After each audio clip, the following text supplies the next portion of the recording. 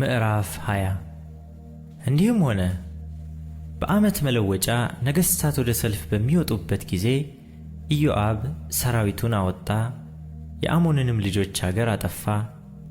መጥቶም ረባትን ከበበ። ዳዊትም በኢየሩሳሌም ቆይቶ ነበር።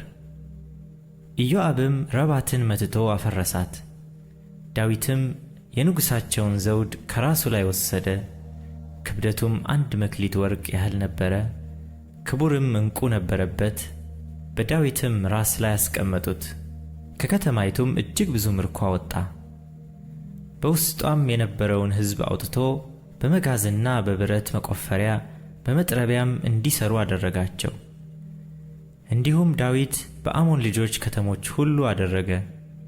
ዳዊትም ሕዝቡም ሁሉ ወደ ኢየሩሳሌም ተመለሱ። ከዚህም በኋላ በጌዝር ላይ ከፍልስጤማውያን ጋር ሰልፍ ሆነ።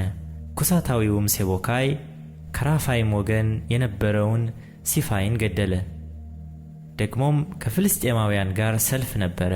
የያኢርም ልጅ ኤልያናን የጦሩ የቦ እንደ ሸማኔ መጠቅለያ የነበረውን የጌት ሰው የጎልያድን ወንድም ለህሚን ገደለ። ደግሞ በጌት ላይ ሰልፍ ነበረ። ከዚያም በእጁና በእግሩ 6 ሁላሁሉ 24 ጣቶች ያሉት አንድ ረጅም ሰው ነበረ። እርሱም ደግሞ ከራፋይም የተወለደ ነበረ። እስራኤልንም በተገዳደረ ጊዜ የዳዊት ወንድም የሳምዓ ልጅ ዮናታን ገደለው። እነዚያም በጌት ውስጥ ከራፋይም የተወለዱ ነበሩ። በዳዊትም እጅ በባሪያዎቹም እጅ ወደቁ።